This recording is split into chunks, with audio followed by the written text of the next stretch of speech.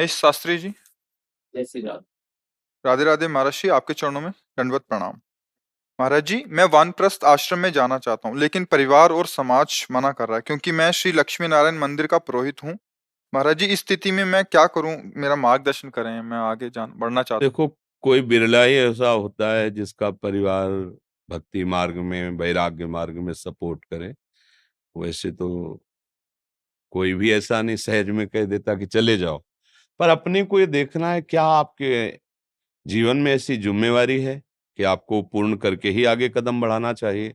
तो अपने कर्तव्य को भगवान की पूजा माननी चाहिए। बेटा है, बेटी है, पत्नी है, परिवार है, और अगर इन कर्तव्यों में अधूरापन है तो आपको मेहनत करके अर्थ कमाना चाहिए और खूब नाम जप करते हुए अपने परिवार को भगवान की पूजा माननी चाहिए।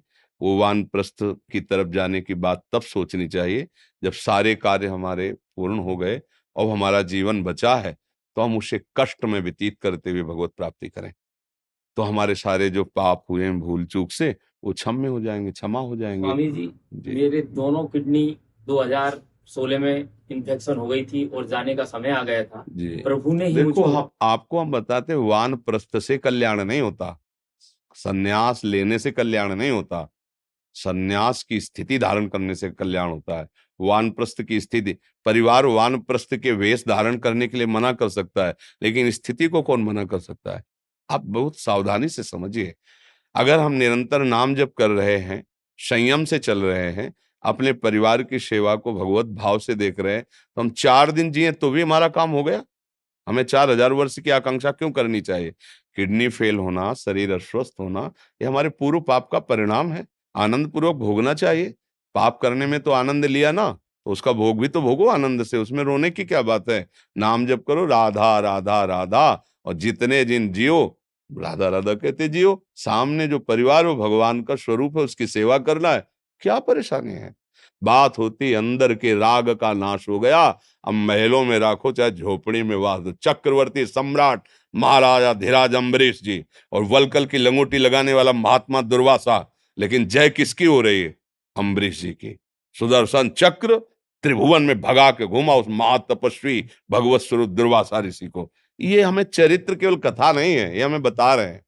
अपने आप को प्रभु के हवाले कर दिया, और वो मुकुट धारण करवावे या जूता मरवावे, दोनों में हमें बराबर भाव रखना है। जैसे चलाओ वैसे चल रहे हैं, केवल प्रभु का आंतर, ये बाहर दिखावी नहीं, आंतरिक भरोसा, तो तुम महात्मा ही हो। भागवत में भगवान श्री कृष्ण चंद्र जी कह रहे हैं, यदि आपने सन्यास बाहरी लिया, कपड़े, दंड, ये सब, और आपका वाणी का मौन दंड नहीं, मन का संकल्प रहित दंड नहीं, और कर्म त्याग नहीं, तो कहने मात्र का सन्यास है। ऐसे ही हर उपासना आप कहला रहे हो प्रभु की, लेकिन अंदर से आपको धन की प्रियता है, भोगों की प्रियता है, संसार की प्रियता है, तो बेश चाहे जो रखे हो, बात तो बननी नहीं है। बात बननी है अंदर की प्रियता से, और वो कोई दिखावा नहीं होता। हम जप रहे हैं तो देखो कि भाई माला जप रहे हैं। एक माला ऐसी भी होती है जिसे कोई नहीं जान सकता, रात दिन चिपका रहे तो भी नहीं जान सकता। तो भाई, आप भगवत प्राप्ति करना चाहते हैं या भेष परिवर्तन करना चाहते हैं? भगवत प्राप्ति। तो आप नाम जप करते हुए घर में ही रहें। ये घर नहीं है क्या? लक्ष्मी नारायण मंदिर का पुरोहित हूँ, मेरे को सबका कर्म करना पड़ता है, वो मेरे से संभव नहीं हो पा रहा। भैया बहुत बढ़िया है, तुम समझ नहीं पा रहे हो, बहुत बढ़िया है। आए हुए जनों को नाम सुनाओ, आए जनों से पूजा करो, आए हुए अर्थ से परिवार की सेवा करो। मालिक की ड्यूटी नजदीक मिली, जाने की जरूरत क्या है? तो उनको मूर्ति मान रहे हो, इसीलिए परेशान हो रहे हो। अरे मालिक की हर समय चाकरी करने को मिला, इससे बड़ा सौभाग्य क्या है? फिर अब समस्या केवल दिमाग की भैया है। अगर दिमाग छोड़ दो तो कितना बड़ा सौभाग्य है। तुम्हें ड्यूटी मिली तो कौन सी मिली? किसके पुजारी हो? लक्ष्मी नारायण भगवान। बस, अब खुद कह रहे हो भगवान के पुजारी, तो तुम मूर्ति क्यों मान रहे हो? अगर मूर्ति ना माने होते तो तुम्हारे अंदर ये बात ना आती। कर्म के लिए यजमानों का कर्म करना पड़ता। अरे भैया, यजमान शब्द छोड़, आए हुए भगवत प्रेमियों से भगवत पूजा करवा रहे हो आप। उनके द्वारा प्रदत्त प्रभु के चरणों में जो अर्थ है, उससे परिवार का पोषण। भावना बदल दो, सब काम। हम कई बार ये सत्संग सुनाया है कि केवल तुम्हारी भावना से ही कर्म का फल बदल जाता है। एक आदमी बहुत हिंसा करता था, कई बार सुनाया है, और वो चोरी करता था, मार देता था, ऐसा सब।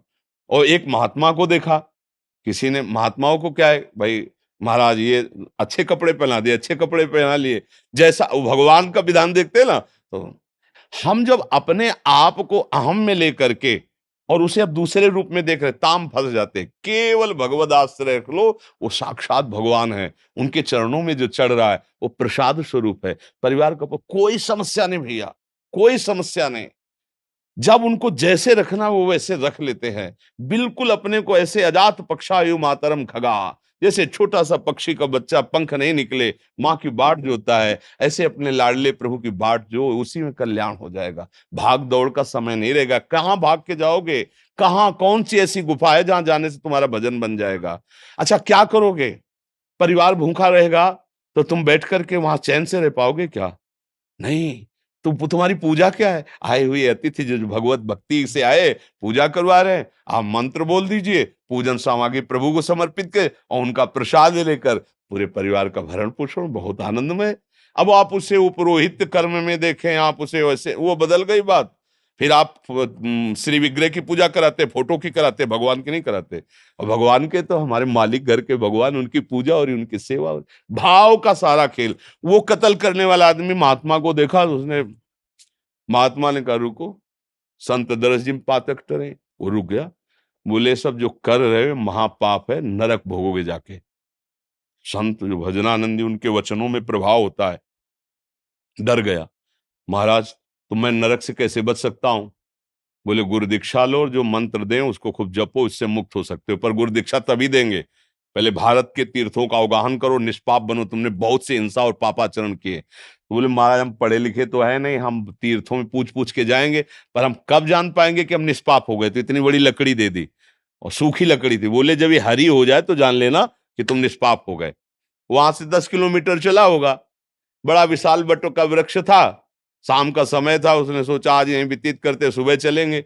वहीं बैठा तो रात्रि में उसमें 4-5 चोर चढ़े हुए थे ऊपर, और उस गांव में पिट चुके थे। तो उन्होंने कहा आज रात्रि में सलाह बना रहे थे कि पूरे गांव को चारों तरफ से घेर के आग लगा देंगे, पूरे गांव को जला देंगे। वो बैठा, वो उसको मारने का तो उसका अभ्यास था ही। उसने कहा यार तीर्थों को तो जा ही रहे हैं, पूरा गांव बच जाएगा अगर इनको हम डंगा दें। और जहाँ 50 था 55, और क्या अंतर पड़ रहा है, वो तो तीर्थ जा ही रहे। कहा सुनो भैया, तुम लोग तो अभी ककारा नहीं पड़े, हम पुराने खिलाड़ी हैं इस कार्य के, आओ हम प्लान बताते हैं पूरे गांव को कैसे मारेंगे। तो चारों कूद थोड़ी पड़ेंगे, एक एक उतरेगा, और विशाल वृक्ष था आड़ में, तुरंत चारों की हत्या करके सोचा अभी यहां रुकना ठीक नहीं। उठाया और लकड़ी तो हरी हो गई। वो देखा हमने तो कोई गंगा गीता गोदावरी कोई, ये लकड़ी हरी हो, गुरु ने कहा था जहां से लकड़ी हरी हो जाए वापस आ जाना। लौट गए, गुरु जी ने कहा कि तीर्थयाटन। बोले गुरु जी आप कहा था लकड़ी है, तो ये लकड़ी हरी हो गई। बोले कैसे हरी हो? बोले बोले पूरे गांव की रक्षा करने का तुम्हें पुण्य हो गया। कर्म क्या है? वही कर्म है जो अभी तक कर रहे थे, और वही कर्म किया, लेकिन भाव बदल गया। तो इससे क्या हुआ, उनके सारे पाप नष्ट हो गए। समझ रहे ना हमारी बात? जय श्री राम। जी। अनूप सिंह भंडारी जी, गुरुदेव आपके चरणों में कोटि कोटि प्रणाम। गुरुदेव मैं अक्टूबर से आपका सत्संग सुन रहा हूँ। मेरे सभी प्रश्नों के उत्तर आपकी कृपा से मुझे एकांतिक वार्तालाप में मिल जाते हैं, परंतु महाराज जी मैं पहले रुद्राक्षी माला में राम नाम का जाप करता था। राम नाम जपते जपते पता नहीं कब राधा नाम जप शुरू हो गया। महाराज जी मेरा संशय है कि क्या रुद्राक्ष की माला में राधा नाम जप से कोई अपराध तो नहीं है, या मैं क्या, मेरा नहीं, मार्गदर्शन करें। अपराध शब्द तो नहीं है, पर जब विधान शब्द की बात, पूर्ति की बात कहेंगे, तो तुलसी की माला से, रुद्राक्ष की माला से पंचाक्षरी मंत्र जपो, और तुलसी की माला से श्री जी का नाम जप करो, है ना? विधान में ऐसा है कि जो विधान हमारा आदेश करता है, तस्मात् शास्त्रम प्रमाणम ते कार्या कार्यो व्यवस्थितो, शास्त्र प्रमाणित कार्य ही हमारे जीवन को सिद्धि लाभ अर्थात आनंद की लाभ वृत्ति में पहुंचाते हैं। तो तुलसी की माला से हमारे प्रियालाल का नाम या सिया राम का नाम, जो वैष्णव जन तुलसी की माला से करते हैं, और देवादिदेव महादेव का मंत्र और नाम वो रुद्राक्ष की माला से करते हैं। आद्या शक्ति का जैसे तो कमलगट्टी की माला, लाल चंदन की माला, ऐसे अलग अलग विधान किया गया है। तो भाव से तो कहीं भी जपो, अमंगल तो है नहीं, अपराध तो है नहीं। भाव को भाव न खालसो, नाम जपत मंगल दिस दसो। पर जब विधान की बात करेंगे तो शास्त्रीय पद्धति ऐसे लागू होती है। महाराज जी कह रहे कि अभी हम राधा नाम जप करेंगे और तुलसी जी पे जप करेंगे, बट ये रुद्राक्ष की माला का आगे क्या यमुना जी करना? को प्रदान कर दीजिए कि माला सहित जो भी जप हुआ वो आपके चरणों में समर्पित है, इससे हमें प्रिया प्रीतम के चरणों में प्रेम प्रदान कीजिए, बस। अशोक मामा जी बरसाना से। राधे राधे। महाराज जी, मुझे श्री जी, बिहारी जी एवं संतों का विशेष सानिध्य है। मुझे लोग मामा जी के नाम से जानते हैं। मैं बक्सर वाले मामा जी जैसा कैसे बन सकता हूँ? मुझे अदम पर कृपा करें। हमें लगता है हमें वो तो महापुरुष पूज्य जानकी जी की ठसक में रहते थे कि मेरी बहन राम जी जीजा है, इस ठसक में रहते थे। मुझे लगता है मुझे किसी के जैसा नहीं बनना, बात समझना। मुझे अपने श्री जी के लिए सुख प्रदान करने के लिए वो मुझे जैसा चाहती वैसा बना ले, मुझे श्री जी के लिए, समझ। अब हम बोले हम प्रयागदास मामा जैसे कैसे बन जाए, हम अमुक जैसे कैसे बन जाए। मुझे लगता है अगर हम ऐसा सोचें कि मेरी स्वामिनी, मेरी प्रिय बहन या मेरे प्रिय मित्र जो भाव कर पाओ हमारे प्रभु पर या प्रियाजू पर, मैं उनको कैसे सुख पहुंचा पाऊं, तो जहां जो कुछ बनना चाहते हो वो अपने आप बन जाओगे। मेरा लक्ष्य आराध्य देव हैं, उनको मान लो आप बहन भाव से मान लिए, तो बस ठसक में रहो, जैसे बहन से भाई का प्यार होता है वैसे ठसक में रहो बस। अगर हम ऐसा चिंतन करेंगे कि अमुक जैसा बन जाए, करना चाहिए, अच्छा है, आदर्श महापुरुष है, पर मुझे श्री जी की रुचि पता नहीं चलेगी, मुझे उनकी रुचि पता चलेगी जब उनमें तन्मयता होगी। मुझे चाहिए श्री जी की रुचि, मेरी श्री जी को क्या पसंद है, कैसे मैं उनको रिझाऊं, समझ में आ रहा ना। उन्होंने अपनी बहन को रिझा लिया, मैं अपनी बहन को कैसे रिझाऊं, मेरी बहन की क्या पसंद है। इसलिए उनमें जब चित्त जोड़ोगे श्री जी में, जब चिंतन किया जाता है जिसका, तो दोनों चित्त एक हो जाते हैं। जिसका चिंतन किया जाता है और जो चिंतन कर रहा है, मान लो हम प्रभु का चिंतन कर रहे हैं तो प्रभु का चित्त हमारे चित्त में आकर के विराजमान हो जाएगा। अब सारे के सारे भगवदी लक्षण उसमें आ जाएंगे जो प्रभु के हैं, अंश में उतर जाएंगे। बस तभी हम श्री जी को रिझा पाएंगे, जब श्री जी की प्रसन्नता प्रदान करने वाले सद्गुण हम में आए। तो हम क्या करें, हम श्री जी से ही बात करें कि हे लाडली, हे करुणामयी, जैसे आप रिझो, जैसे आप प्रसन्न रहो, वो मुझे सद्गुण दे दो, वो मुझे भाव दे दो, वो मुझे सेवा दे दो, वो मुझे योग्यता प्रदान करो। आप समझ रहे? गोपाल दास जी, राधे राधे महाराज जी। प्रिय बाबा महाराज, आपके चरणों में सादर दंडवत प्रणाम।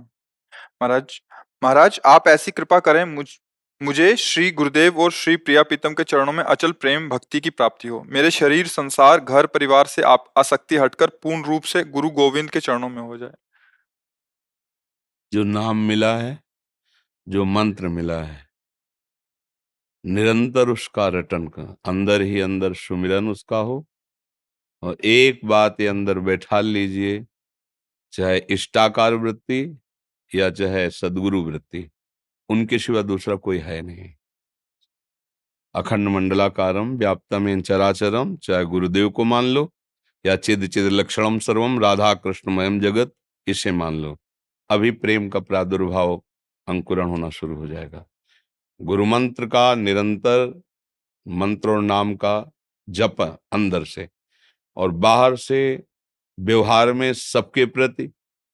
हृदय मंदिर में गुरुदेव विराजमान है, गुरुनिष्ठ के लिए इष्टनिष्ठ सब में मेरा प्रीतम विराजमान है।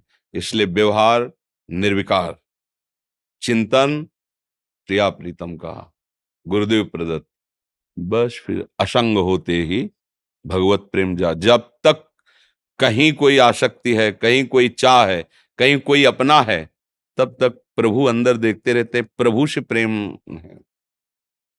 भगवान बार बार अनन्य अनन्य गीता जी में बोल रहे हैं, अनन्य चिंते अनन्य चेता, ऐसा अभ्यास करो चित्त कहीं और न जाए। अभ्यास योग युक्तेन चेतसा नान्य गामिना।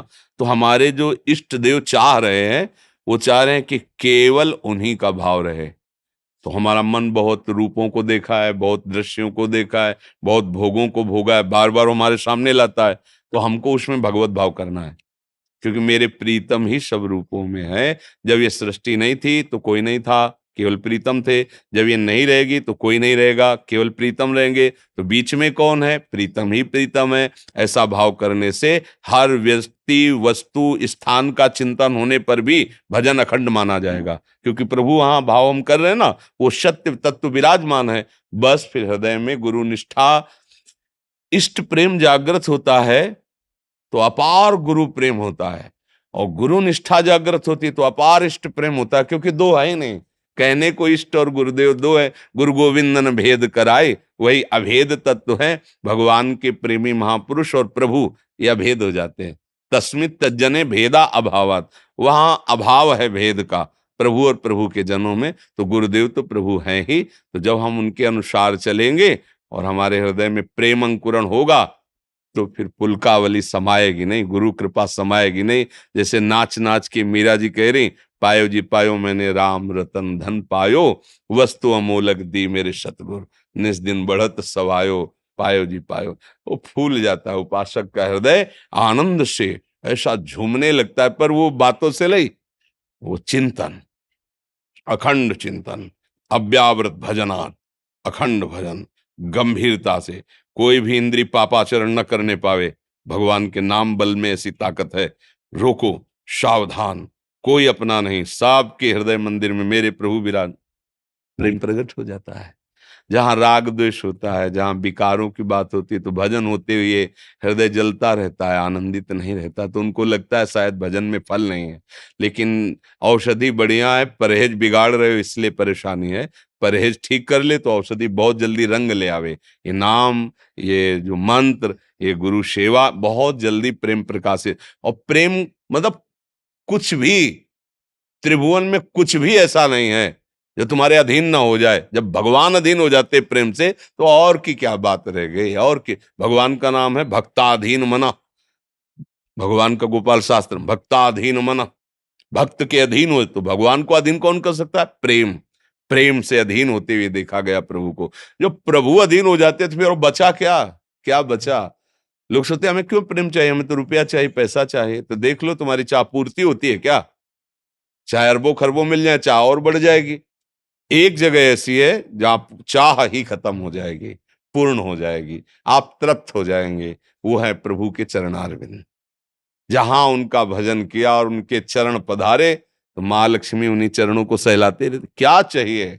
अब कोई चाह ही नहीं रह गई, क्योंकि हम सुख की चाह कर रहे थे तो समझते हैं धन में सुख है, क्योंकि धन से भोग लेंगे, भोग वस्तुएं हम भोगेंगे। तो जब हमें पता चला कि सुख तो यह है, तो अपने आप समलोष्टात्म कांचना, मिट्टी का ढेला और सोने की थपिया उसके लिए बराबर हो गई, क्योंकि अब उसमें सुख नहीं। अब जहां असली सुख है उसे पता चल गया।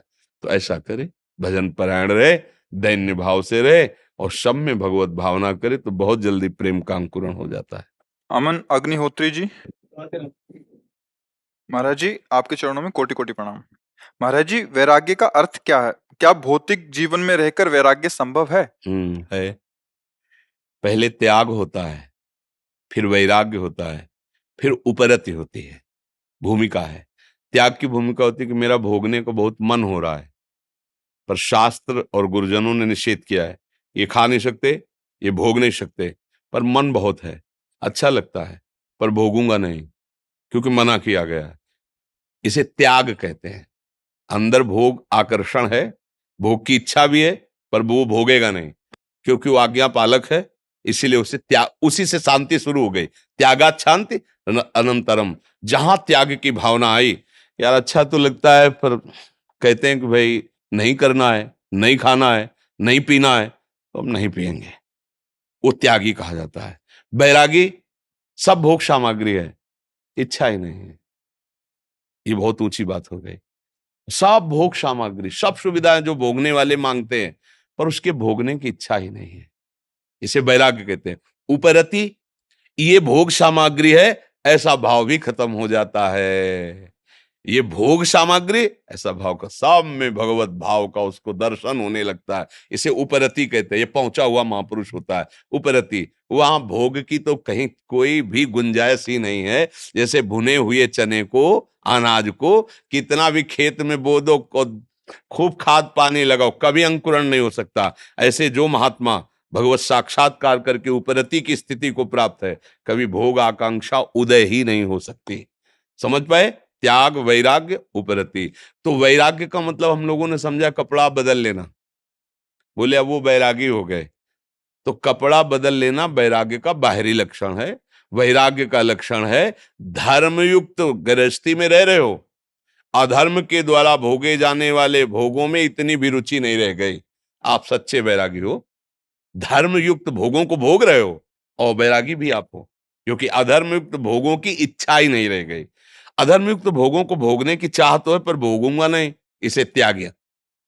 अधर्मयुक्त भोगों की इच्छा ही नहीं रह गई, इसका मतलब वैराग्य। और उपरति, अब धर्म अधर्म की बात ही खत्म, कोई भोग सामग्री है ऐसा भाव भी नहीं रह गया है, क्योंकि वो आप्त काम हो गया, पूर्ण काम हो गया।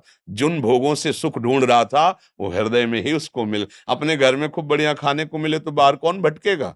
तो ऐसे ही जब हृदय में आनंद सिंधु का अनुभव कर रहा है तो इंद्रियों द्वारा बाहर मना कष्टान इंद्रियाणी प्रकृति स्थान कर सती, काय को भटकेगा। वो उपरति को प्राप्त महापुरुष का, समझ गए आप? आज कुछ भक्तों ने आपके श्रीमुख से नाम चाहा महर्षि। राधा वल्लभ श्री हरिवंश, राधा राधा रटते हैं। आप देख लो, जो गुरु प्रदत्त नाम मंत्र है सब महिमा में है, खूब भाव से जपो। बार बार हम सबसे प्रार्थना करते हैं, ऐसा भोजन मत करो जो तुम्हारी बुद्धि को भ्रष्ट कर दे, ऐसे लोगों से मत मिलो जो तुम्हें गलत सलाह देकर अधर्म में आचरण में लगावें, क्योंकि ऐसे आचरण, ऐसा खान पान आपके अंदर आसुरी भाव पैदा कर देगा, जो कभी भी भगवान के भजन में नहीं लगने देगा। पापवंत कर सहज स्वभाव भजन मूर्ति, अगर भजन नहीं हुआ तो कुछ भी कर लो सुखी नहीं हो सकते, ये भी बात समझ लो। बारी मथे घृत होए बरु, सिकताते बरु तेल, बिनु हरि भजन न भवतरी या सिद्ध। नाम जप करो, जो उन्नति चाहते हो, लोक और परलोक की सब तुम्हारे चरण चूम लेंगी।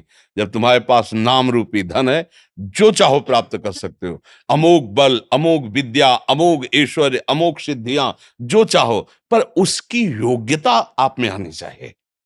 अब सब कोई थोड़ी मुख्यमंत्री बन जाएगा, बन सकता है क्योंकि भारत का नागरिक है, पर योग्यता, योग्यता चाहिए ना।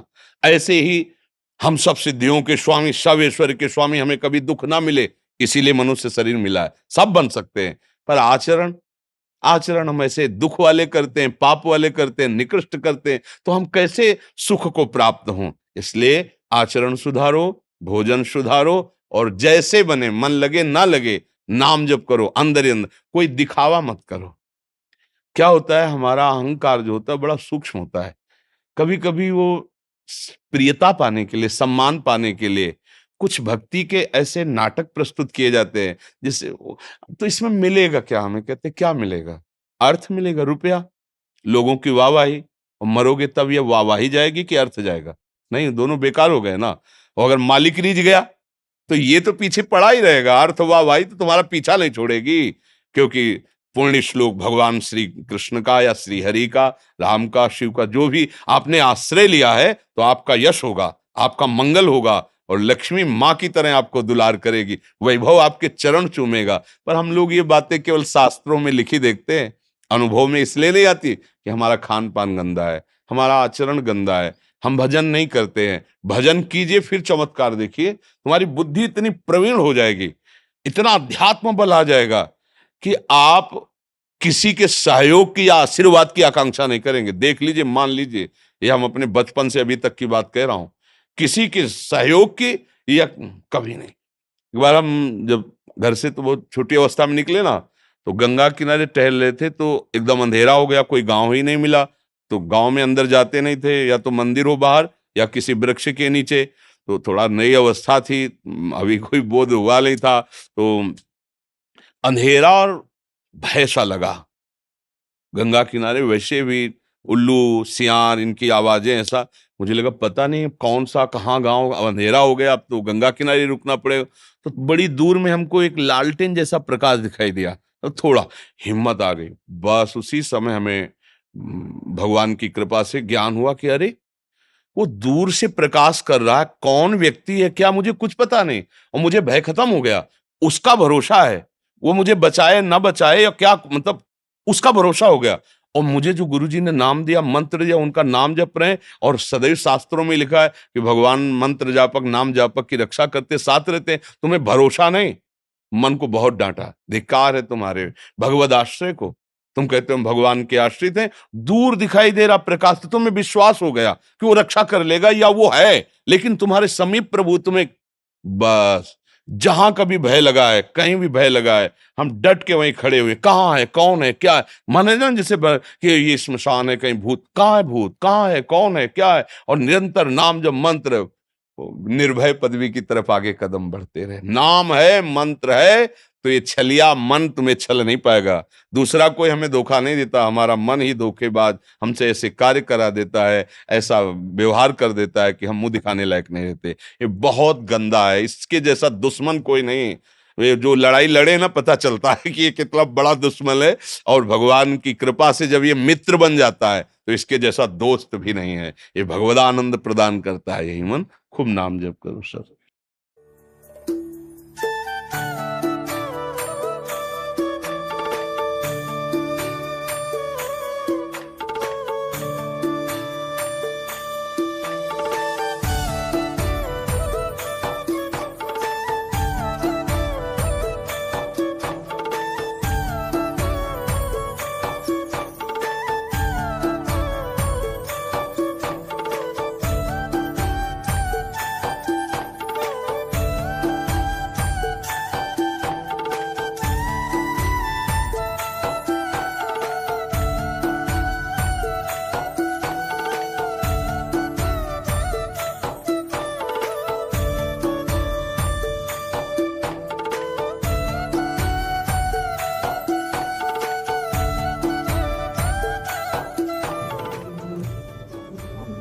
नंदगांव का है, ब्रजवासी है, ब्रजवासी है वो।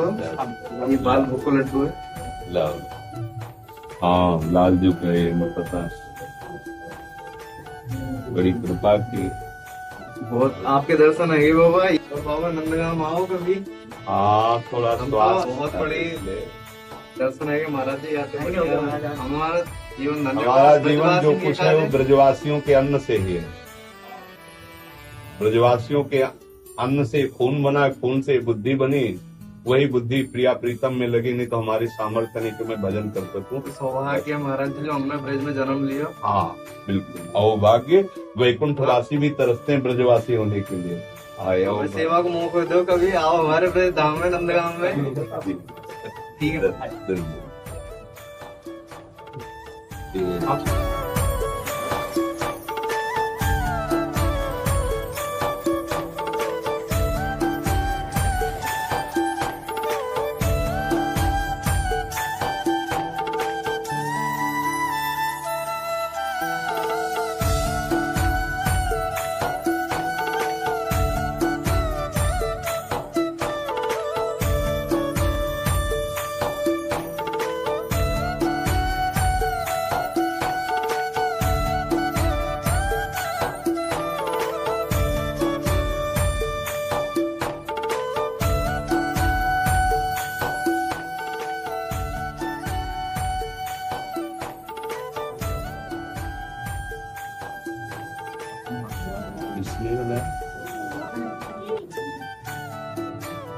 बच्चा प्रयाग